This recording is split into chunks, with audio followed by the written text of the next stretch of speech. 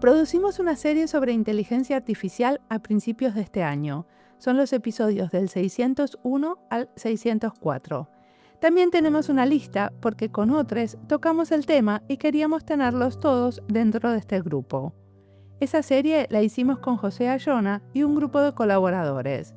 Él también me acompaña en esta entrevista porque me encanta entrevistar de a dos. Si se me pasa algo, el otro lo puede preguntar. Así las entrevistas terminan siendo de mejor calidad.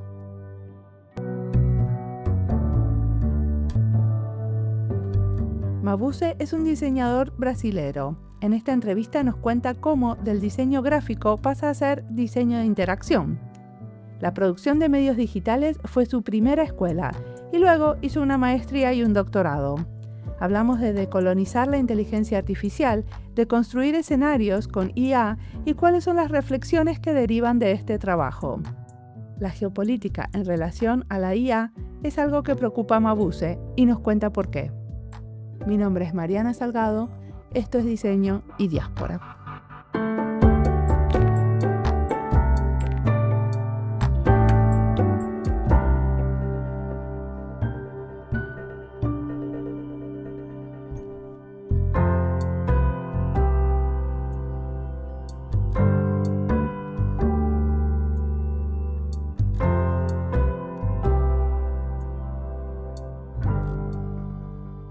Eu vou me apresentar.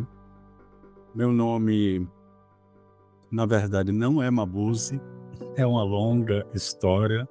Isso era um pseudônimo de um texto que eu escrevi em 1987 para um jornal de pequena imprensa que tinha aqui.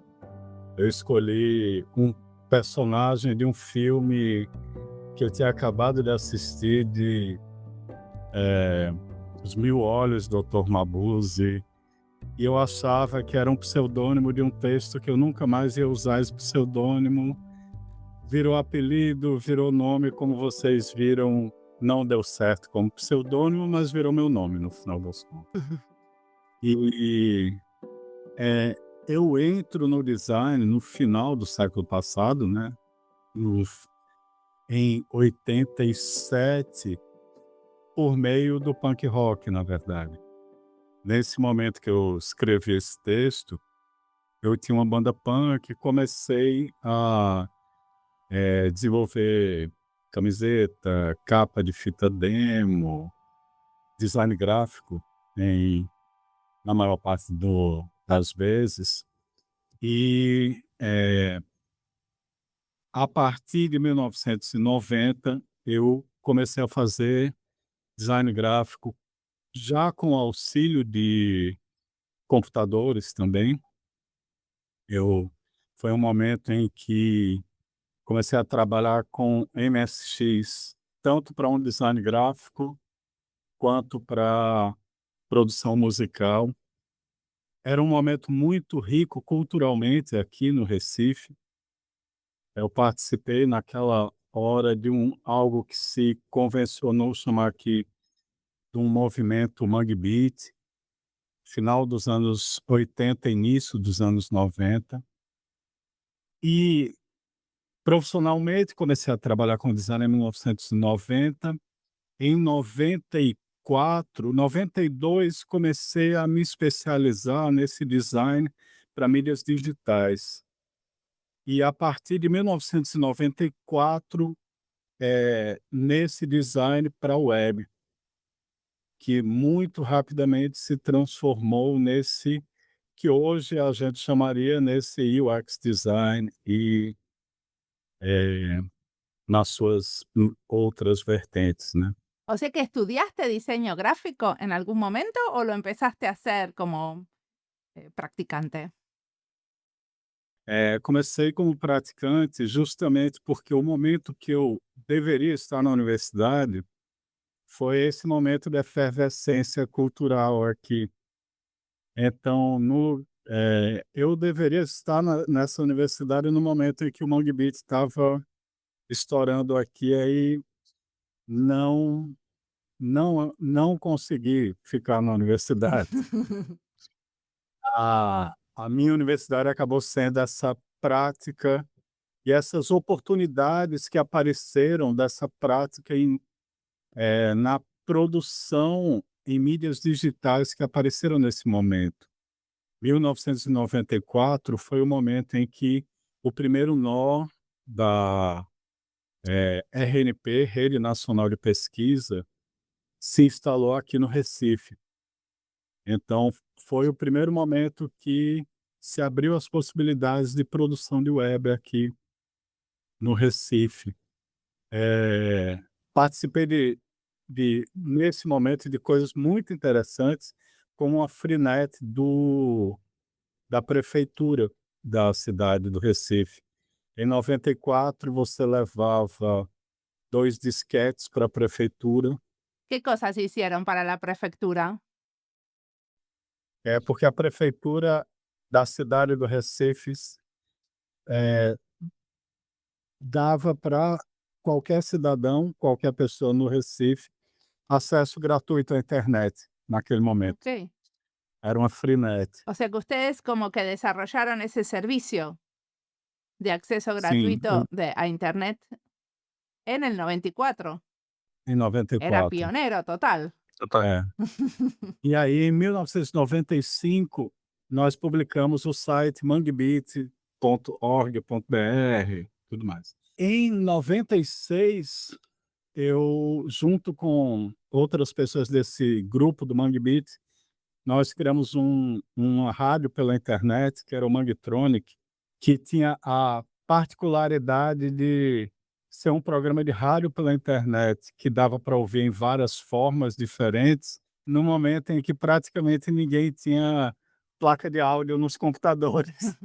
Então, os custos à frente do seu tempo, né? Mas o que aconteceu? Em 2000, aí várias coisas aconteceram. Fui para São Paulo entre 96, 1996, trabalhei num portal chamado UOL, que ainda existe, e fiquei lá entre 96 e 97, bem no início. O Manguetronic acabou entrando como conteúdo do UOL nessa época.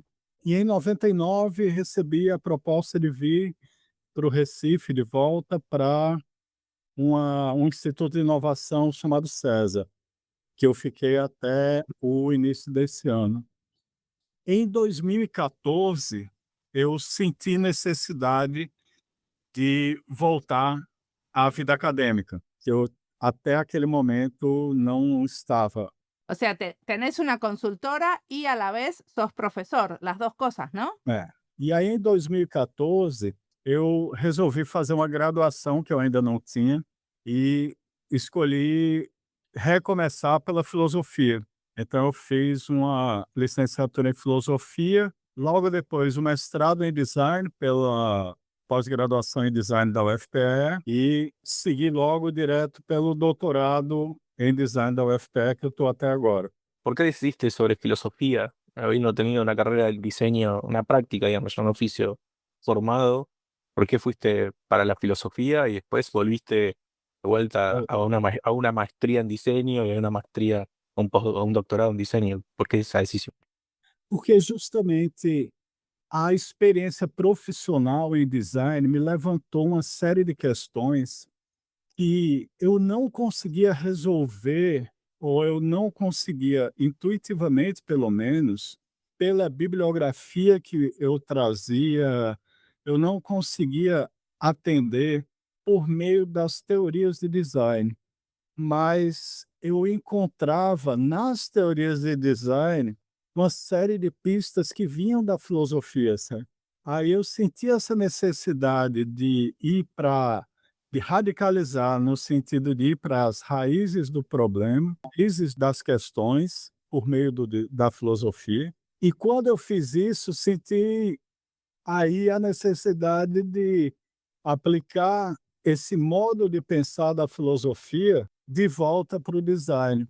Porque justamente o que me agrada do modo de pensar do design é essa grande questão que existe de você pensar pela ação, né? Que é justamente você não está pensando, você pensa por meio de uma intervenção, e essa intervenção e aí, com o suporte da filosofia, você vê essa intervenção em vários momentos. Perfecto, ahora podemos ir un poco, adelantarnos un poco y últimamente estuviste trabajando sobre la inteligencia artificial, ¿no? Sim. Y te interesan la inteligencia artificial. ¿Qué tan inteligente y artificial es realmente esta tecnología? Eu acho que tem duas formas de responder essa pergunta dentro da minha biografia, né. Uma das formas é entendendo o quão contraditório tem isso tudo para a própria filosofia, né. Porque, por exemplo, é muito complicado você usar até você pensar sobre o termo inteligência, né. Inteligência é um grande guarda-chuva para um monte de coisa que a gente está tratando, né. Do ponto de vista e aí, assim, eu uma das coisas que eu acho mais importantes até para essa nossa discussão, é o quanto a gente consegue descolonizar essa inteligência artificial, essas tecnologias todas, enfim, né. Mas uma das várias formas da gente discutir isso é entender o quanto a gente pode falar de tecnologia, e aí eu vou ser muito colonizado e falar de um autor que eu sempre gostei, que foi o que me levou, na verdade, para a filosofia, que é Spinoza, sabe? Spinoza. É, o quanto a gente pode falar, o Spinoza, o filósofo racionalista do século XVI, tudo, o quanto a gente pode falar de inteligência se a gente não tem um corpo, certo? E assim, Ok, pero ¿qué hacemos qué tendríamos que estar pensando para decolonizar la inteligencia artificial?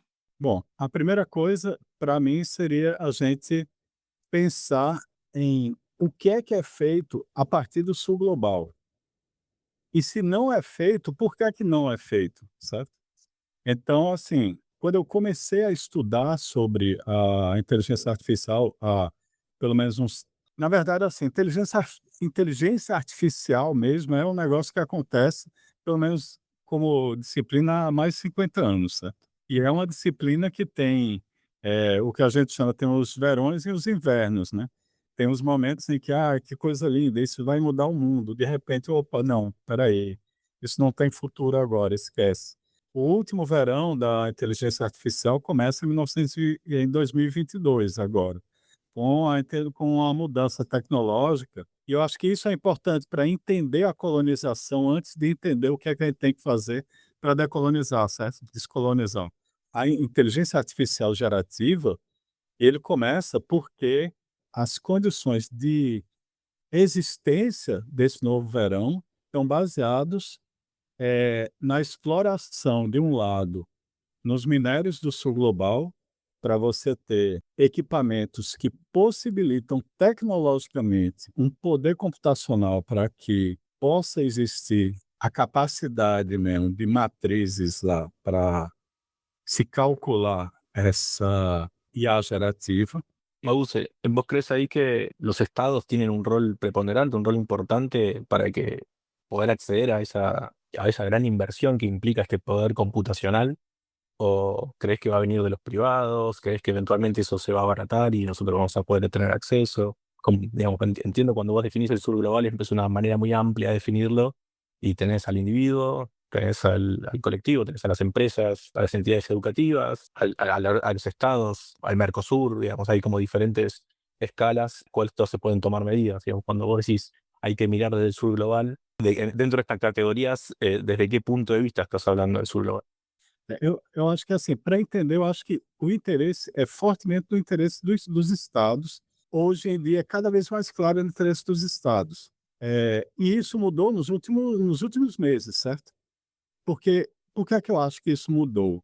É porque, se a gente entender que a grande mudança para uma IA gerativa começa primeiro por essa exploração do meio ambiente, exploração dos minérios do sul global, seguido, assim, por uma exploração do conhecimento global a partir do saque mesmo que o ChatGPT fez, a OpenAI fez no conhecimento global e que agora foi reforçado por essa coisa do treinamento episodicamente, assim, quase como uma piada, a história do Estúdio Ghibli e tudo mais. Mas até muito recentemente isso tudo era tratado como, mas esse domínio de conhecimento da IA é algo que é do domínio das Big Techs. O poder computacional só existe na mão das Big Techs, porque é de um nível tão grande que nem os governos do mundo têm isso em mãos, certo? Isso foi o início da minha pesquisa lá em 2022. Só que, de repente, há pouco tempo, acontece algo diferente, que se chama de psique, que é algo que eu tenho tratado de lá para cá, que é, eu acredito que é possível haver uma solução tecnológica de uso muito mais racional dos recursos computacionais. E eu falava, inclusive, que isso só vai vir do sul global, porque o modelo anterior é um modelo que é muito útil para as big techs, assim. É como se você garantisse uma exclusividade. E a exclusividade que era muito problemática, porque isso começou a afetar, inclusive, a academia.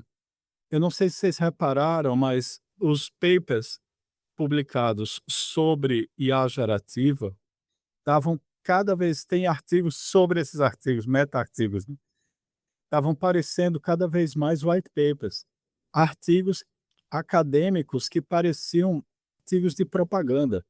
E, Sí. de repente, os chineses estão começando a aparecer coisas diferentes, porque entra uma coisa que é diferente também, que volta o conceito do open source, né? Bueno, Mm. hasta ahora nos hablaste como de la dimensión planetaria, ¿no? Como que nos hablaste del costo ambiental de la tecnología, porque de la dimensión colectiva, ¿no? De los impactos en la geopolítica, el mundo laboral y los medios de producción. Y no nos hablaste todavía de la dimensión esa individual que vos Sí. reconoces, que es de la inteligencia artificial como que potencia el trabajo humano. Y yo sé que vos tenés un trabajo muy interesante que hicieron sobre el caso de usar señas en el lenguaje. ¿Querés contarnos de un caso concreto en el que estuviste involucrado como este? Vamos lá. Antes de mais nada, eu acredito que onde entra o design dentro da IA, se a gente pensar por que só agora o design entra com impacto dentro da IA, certo? Da inteligência artificial. Porque a gente está falando de 50 anos, em média, de desenvolvimento da IA, para só agora a gente, como designer, a gente legitimar nosso posicionamento dentro desse desenvolvimento, né? Eu entendo que, da mesma forma que houve um desenvolvimento de uma indústria depois da Revolução Industrial, onde chegou um momento em que houve a necessidade de uma transformação dos produtos que saem daquela fábrica para chegar a ter um outro nível de sofisticação, de diálogo entre o produto e o usuário ali, ao ponto a pessoa que vai comprar tudo, ao ponto de ser necessário tirar uma pessoa, criar um outro nível de que é a história do design básico, né, você pega uma pessoa que fazia parte de uma cadeia de produção e ele sai daquela cadeia de produção para desenhar como aquele produto na linha de produção seria criado para atender melhor quem quer comprar aquele produto. Eu acho que até esse momento a IA não tinha chegado a um nível de popularização ao ponto que a IA gerativa conseguiu chegar para o povo. Ao ponto de, hoje, a IA gerativa criar um problema para ela mesma, assim. Um problema que os engenheiros não conseguem resolver sozinhos, digamos assim. ¿Cuál es el problema que no estamos consiguiendo resolver?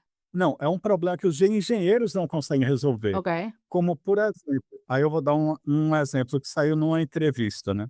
Uma entrevista que eu fiz de um projeto, que eu prefiro não citar o projeto, que não foi liberado especificamente, mas foi um projeto anterior, inclusive, ao boom da IA gerativa, mas já era de IA gerativa. O projeto começou em 2019 e tinha O objetivo era criar uma espécie de tradutor de Libras. Efetivamente, era capturado lá utilizando visão computacional, tecnologias de IA, que inclusive são anteriores à IA gerativa. Porque isso é outra coisa. Como a IA é muito anterior, vários aspectos de inteligência artificial, até hoje, você poderia resolver com IAs anteriores à IA gerativa, né? O sea, ustedes querían crear un traductor de libros al lenguaje de señas, que leyera libros en portugués y los tradujera al lenguaje de señas. E aí, o problema de criar um dataset dessas imagens é efetivamente um problema de design, certo? Não é um problema de engenharia. Ok. É um problema que passa, assim, na entrevista, por exemplo, é um problema que passa sobre várias questões que fazem parte do nosso dia a dia, como, por exemplo, como é que você otimiza processos de captura de imagem. Até aí você pensa, não, isso, captura de imagem é uma coisa muito próxima da engenharia, mas a gente está falando de um processo de construção de um pequeno estúdio com chroma key, com a captura de imagem com as ferramentas certas, com a captura de 2 tipos de imagem ao mesmo tempo, as mãos e a camisa, o fundo, de uma forma otimizada, tudo.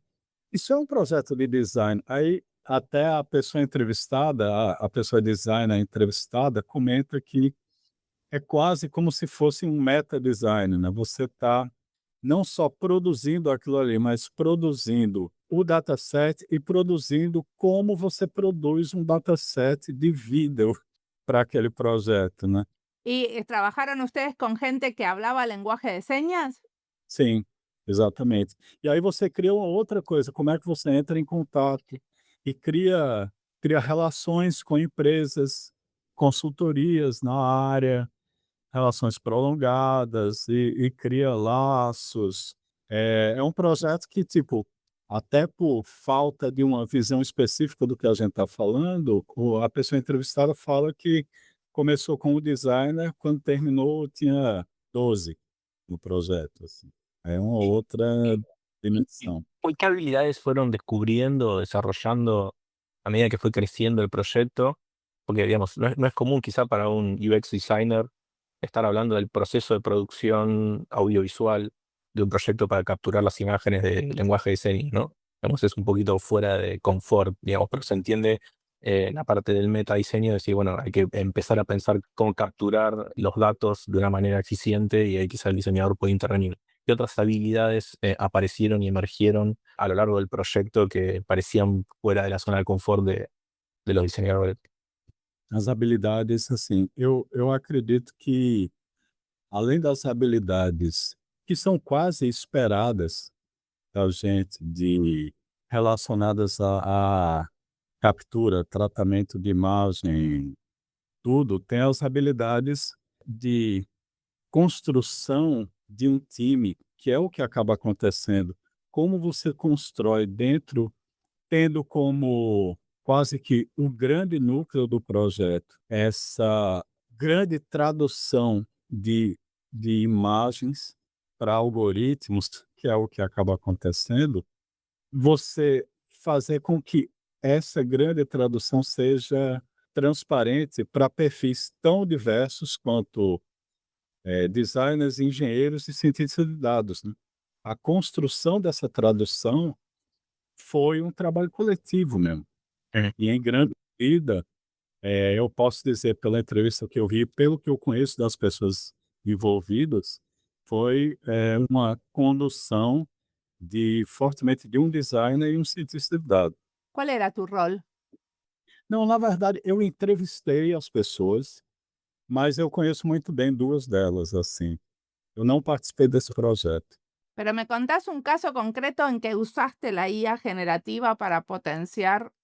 Eu rodei um projeto, em especial todo o processo de design, com o auxílio de IA em momentos de pesquisa com o usuário, depois de análise, depois, por exemplo, na pesquisa com o usuário, Eu usei o ChatGPT para rodar eu fazia entrevistas no modo convencional, enquanto disparava alguns robôs fazendo perguntas semelhantes, com programações em paralelo. Aí, a análise, eu utilizava RAG para ajudar na análise das entrevistas. Em vários momentos eu utilizei IA durante o processo todo, que culminava com, a construção de cenários. E nesses cenários eu utilizava ferramentas de desenho para ilustrar os cenários criados, né. E assim, tem 2 achados curiosos. O primeiro, isso foi há 2 anos atrás, aproximadamente. Era curioso como a cada fase e as fases tinham 1 mês e meio entre cada uma, praticamente. A cada fase, a tecnologia avançava absurdamente de uma para outra, certo?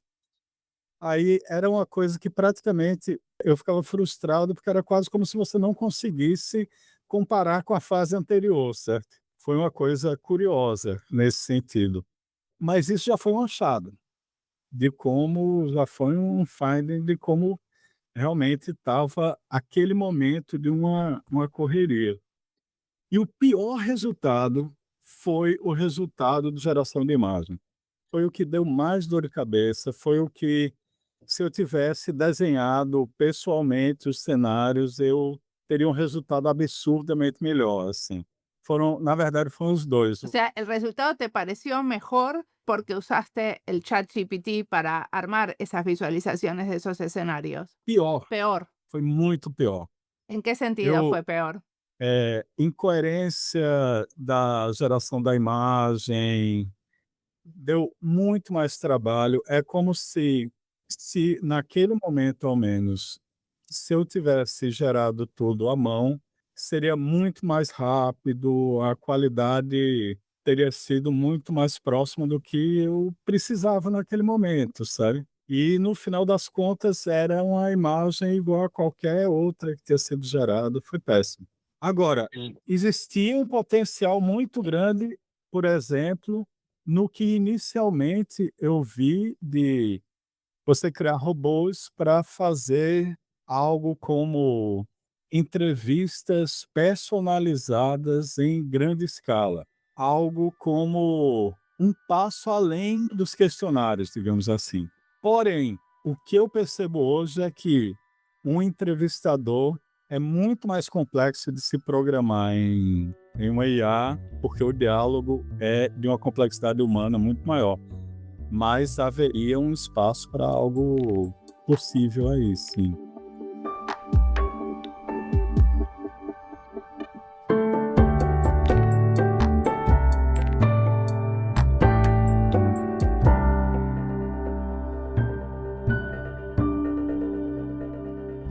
Esta entrevista es parte de las listas Inteligencia Artificial, Brasil y Diseño, Diseño Sostenible, Diseño Decolonial, Investigación en Diseño. Las listas las encuentran en nuestra página web, en la sección de recomendados, en Spotify y en YouTube. Si estás buscando algo y no lo encontrás, siempre te puedes comunicar conmigo.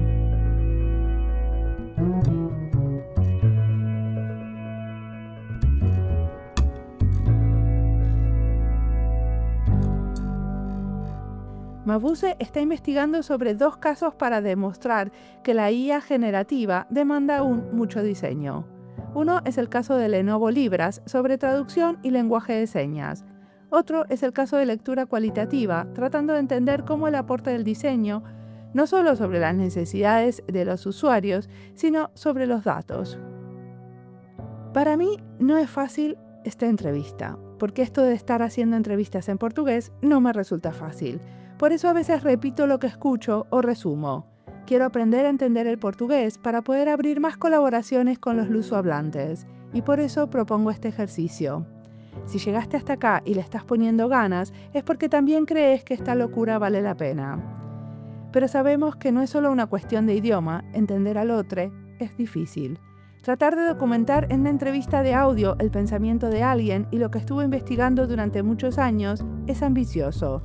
La idea de estas entrevistas es que entiendan algunos conceptos claves, para después se puedan adentrar en sus escritos, que siempre agregamos a nuestra página web, que les den ganas de leer más y aprender más a partir de entender algo nuevo, o no, o al revés, no entenderlo. Ahora sigamos escuchando a Mabuse, que tiene mucho más para contarnos.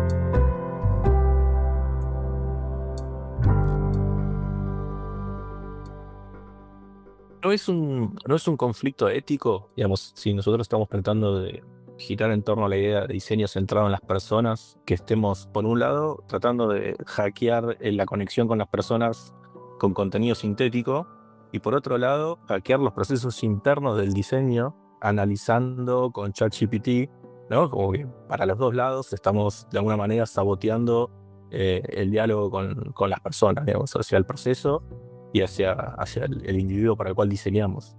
Não te parece que há um conflito ético aí?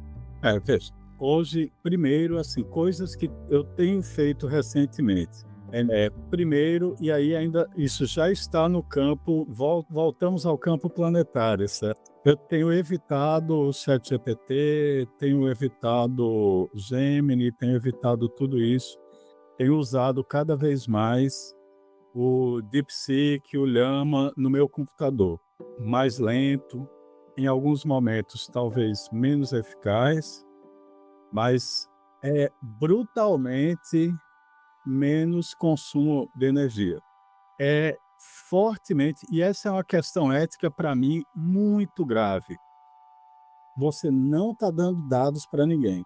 Quizá no es una cuestión ética a nivel planetario, sino un dilema moral que el diseñador que está acostumbrado, que debería estar practicando, debería estar diseñando con prácticas de diseño centrado en el usuario, se está desligando de poner en el centro al usuario de alguna manera. Incluso a tal punto que termina delegando procesos de razonamiento, procesos internos, que es el gran valor que tiene el diseño, se los están delegando a la inteligencia artificial. No importa si ese modelo está instalado en una computadora que ahorra mucha energía o si usa ChatGPT, digamos. En el fondo, los dilemas existen. Sim, eu entendo. Porque esse outro ponto para mim é muito grave também, porque se você faz uma persona muito bem feita, talvez você tenha dados que você não deveria estar compartilhando por aí. Essa é a primeira coisa. Mas eu entendo, voltando, eu entendo essa outra questão ética de o quanto você deveria, e é uma questão muito séria que talvez eu não parei para pensar sobre isso especificamente, mas o que eu diria hoje é talvez o caminho para um uso mais eficiente no sentido ético também de uma persona bem resolvida com IA fosse você desenvolver a partir de uma IA refinada, com fine tuning, com uma tecnologia localizada no seu computador, entendeu? Cada vez mais uma IA com a cara sua cara como designer. Porque aí é a questão de como descolonizar a IA. Bueno, China, India y África tienen sus alternativas, ¿no? De IA, pero en Latinoamérica no. ¿Por qué te parece que no? Essa é uma ótima pergunta. É uma ótima pergunta. Eu arriscaria dizer em alguns, a Índia, em especial, pelo que eu já pesquisei, existe, assim como a China, intervenção política, estatal mesmo, assim. Aqui no Brasil, por exemplo, houve um discurso trazido pela ministra da Ciência e Tecnologia da criação de uma infraestrutura brasileira de IA. Não se consolidou isso ainda, mas enquanto não se consolida, por exemplo, o meu interesse, junto com o meu orientador, a gente tem o objetivo de criar algo que a gente está chamando de um observatório de IA gerativa do sul global aqui, onde a gente consiga criar uma infraestrutura mínima que seja para fazer pequenos experimentos, mas algo que atenda um pouco a isso, porque a sua preocupação eu acho que é crítica, assim, de que adianta a gente fazer com o chat, vou usar o exemplo do ChatGPT. Por mais que você faça um GPT que seja uma persona super, pronto, eu vou pegar um exemplo ótimo, um exemplo prático da minha pesquisa. Tem um professor daqui que ele teve uma ideia que eu acho fantástica, sabe, Andrei Gurgel. Ele dá aula na universidade e ele tem uma dificuldade imensa de fazer aulas rápidas, porque a disciplina dele é curta, na universidade privada, aulas rápidas sobre design participativo. Ele não conseguia montar grupos para fazer design participativo rapidamente, tudo. Aí o que é que ele fez? Ele foi lá no ChatGPT e ele montou um GPT que era um grupo de atores lá, pessoas, perfis, para qualquer estudante que aí ele mandava um dever de casa, assim, que é, o aluno entrava lá, encontrava aquele grupo e trabalhava numa atividade com aquele grupo. Na entrevista ele falou que a maior dificuldade que ele teve, e eu acho que ele reforça o que você falou, ele disse que a maior dificuldade que ele teve, antes técnica do que ética até, é que quanto mais ele programava o GPT para fazer algo, criar os perfis bem direitinho, tudo. Por mais que ele programasse, o GPT tentava fazer algo individualista. E ele queria que fosse design participativo. Ele queria o coletivo ali, ele queria, mas a visão coletiva, a visão individualista neoliberal, com toda aquela carga OpenAI, sabe. Uhum. Então, isso vai influenciar a sua persona de qualquer jeito.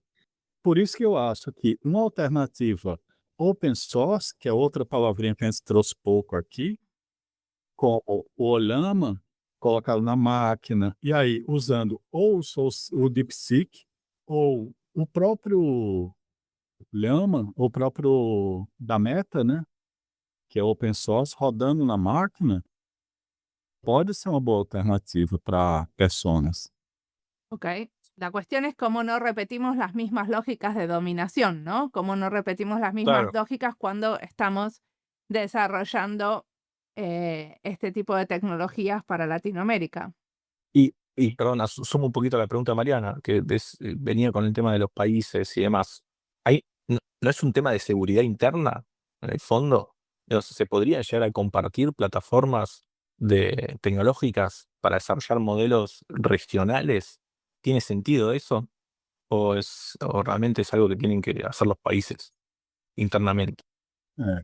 Veja, eu acho que a gente tem muito o que aprender com a história, com os acertos e os erros da comunidade open source, de mais de 30 anos, por aí, né.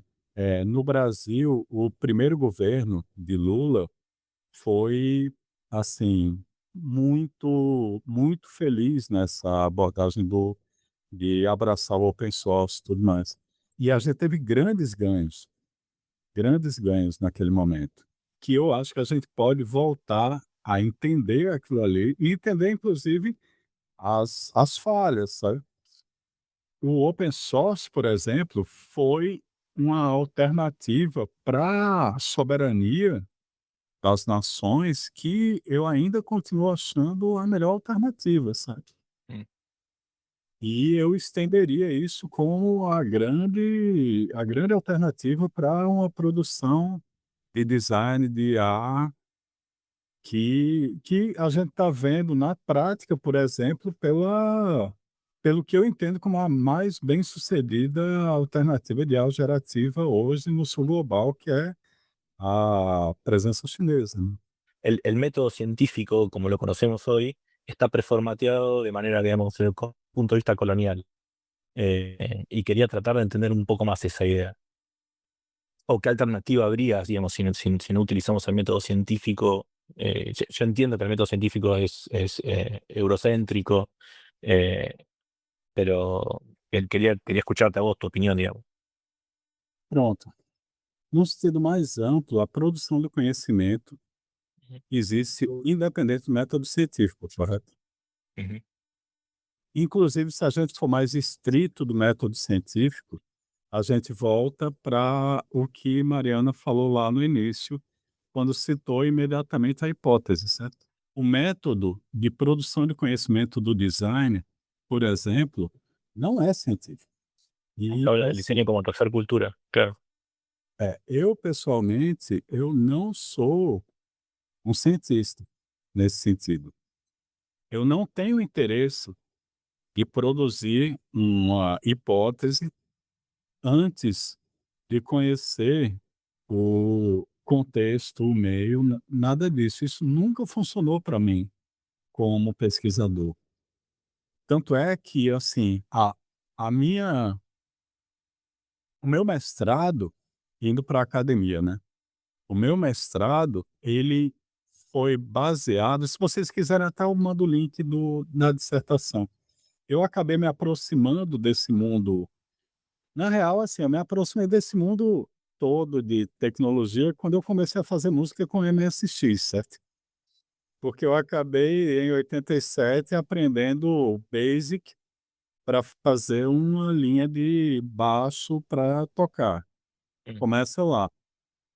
Isso vai batendo na produção de gráfico com código, vai batendo em produção de arte com SMS, vai batendo em um monte de coisa. Aí, o meu mestrado acontece, só para complicar mais ainda, o momento que eu começo a fazer a pesquisa de mestrado é quando explode a pandemia, certo? E aí eu estudo a presença da colonialidade no design no Brasil. E foi um momento, eu fiquei morrendo de medo de, efetivamente, ninguém sabia o que estava acontecendo. Eu fiquei com medo de marcar um monte de entrevista com as pessoas, mesmo que remotas, e as pessoas morrerem. mm, Eu entrei em pânico naquele momento. E aí eu tomei uma decisão, eu vou fazer a pesquisa baseada em análise de produção científica em uma revista. E aí tomei a decisão de fazer a análise dessa produção científica com uma coisa que existia muito forte na época, isso 2019, talvez, que era a text mining, mineração de texto. O que foi fantástico, porque em si tinha uma contradição. Eu estava procurando dados de uma colonização a partir de uma das metáforas mais danosas para a América do Sul, que é a mineração, né? Isso está lá, inclusive, na dissertação. E aí, a análise textual a partir do uso de estatística, que é algo que fica mais sofisticado depois com a IA gerativa, já está presente no meu mestrado. E não passa em nenhum momento por uma hipótese.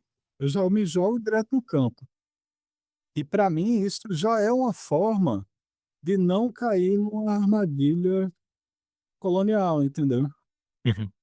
Sí, sí, está claro. Uma forma simplista de pensar assim, e talvez assim, eu o tempo todo penso no corpo, aí penso na minha influência lá de Spinoza, entendeu? Que por sua vez influencia Deleuze, que me influencia, entendeu? Conheço grande que só de Mariátegui.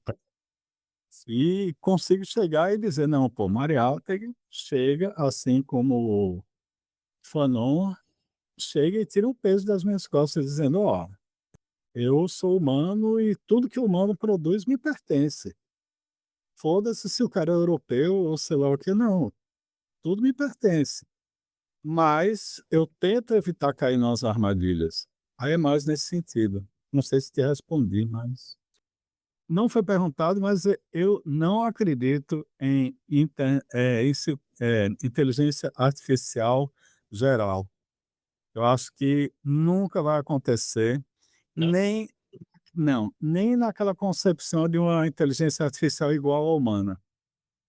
E aí eu sou espinosano mesmo, e é porque eu acho que não tem corpo. Se não tem corpo, não tem inteligência geral. Não chega à mesma coisa do humano nunca. Pero ¿no crees que es cuestión de fuerza computacional, digamos? De controlar la tecnología nada más. Não, porque não tem corpo. Aí se não tem corpo, não tem uma vivência que produza a inteligência verdadeira. Você produz exclusivamente estatística, na minha concepção. ¿Qué te parece que tenemos que leer, escuchar, mirar en relación a estas cosas? ¿Qué nos recomendás?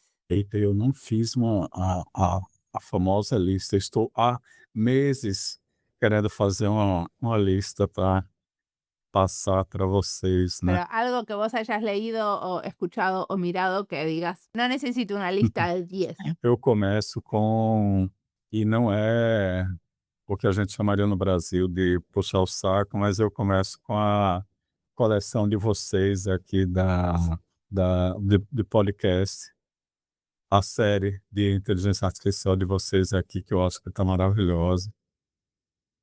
Inclusive as referências mesmo que vocês colocaram estão muito boas.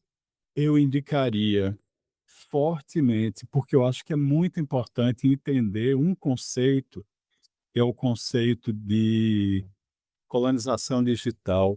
Aí tem um livro em português chamado, que eu vou passar o link depois, eu acho que é mais adequado, Colonização Digital de um dos de Lipovetsky. Vou passar o link para vocês, eu acho que é mais adequado. Tem um outro chamado Colonialismo de Dados, que eu acho que tem muita referência, que eu acho que é importante. Estou com alguns deles aqui, na verdade. E tem um outro podcast que eu acho que ele é de um pesquisador brasileiro que ele teve muita influência nisso que eu acho que é crítico para a gente aqui, que é no open source no Brasil, chamado Sérgio Amadeu, que se chama Tecnopolíticas. Aí também depois eu mando o link. Eu acho que é uma boa referência. Você vê que eu acredito que o que foi discutido aqui de design e IA já nos basta. Do design, o resto é em cima do outro ponto crítico, que eu acho que é o grande caminho, que é pensar esse diálogo com open source. Muy bien. Y para el futuro, ¿qué vas a estar investigando? ¿Hacia dónde va tu pesquisa, tu investigación? Veja, o momento da minha investigação está justamente em um diálogo com, na verdade, uma espécie de atualização de um conceito que é um conceito muito, muito caro a nós, latino-americanos, que é o desenvolvimentismo, sendo que uma espécie de atualização que eu acho que a gente precisa ter desse conceito de desenvolvimentismo, que teve muito em voga. São dois conceitos que tiveram muito em voga nos anos 70, aqui na América do Sul, América Latina em geral, e que precisam ser atualizados. Um é o desenvolvimentismo, que tem uma série de problemas hoje em dia, e que foi muito... teve, em especial, um designer que foi um grande nome do desenvolvimentismo, Perdón, ¿lo que eu decís acho que de é o vuelta que no lo entiendo? ¿Biometismo? desenvolvimentismo, Ok. desenvolvimentismo, que teve um grande nome, que é o mais latino-americano dos europeus, que é Gibbon Sipe, né? E o diálogo com a cibernética, que a cibernética hoje, principalmente a cibernética de segunda ordem, tem formas de entender esse momento presente que eu acho que precisa ser retomada, assim. E isso tudo, na minha pesquisa em especial, tem um filósofo que eu uso bastante, que é um filósofo brasileiro dos anos 50, chamado Álvaro Vieira Pinto. Ele fala muito sobre tecnologia, que é bem interessante.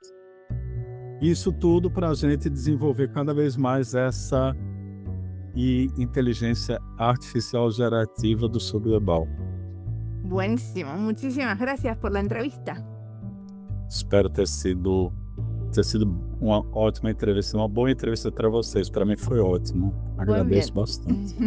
Muchas gracias.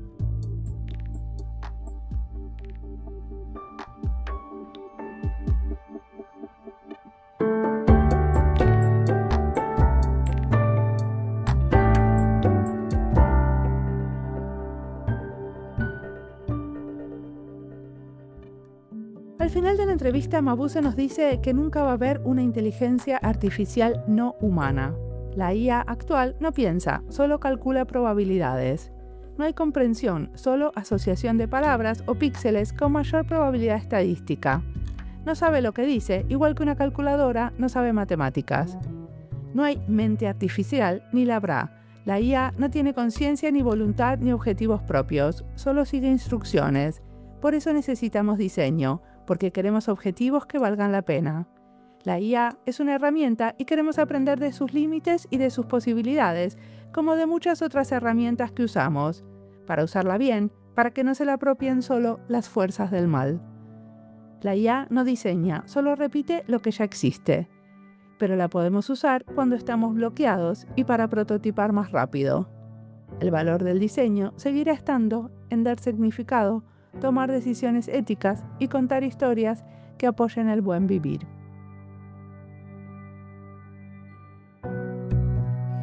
Como siempre, la música del podcast es de Antonio Zimmerman, el diseño de sonido es de Andy Fechi. Este podcast está publicado con licencia creativa común con atribuciones. Esto fue Diseño y Diáspora. Pueden seguirnos en nuestras redes sociales de YouTube, Instagram, LinkedIn y Blue Sky o visitar nuestra página web diseñoydiaspora.org. No olviden recomendarnos y recomendar nuestros libros. Nos escuchamos en la próxima.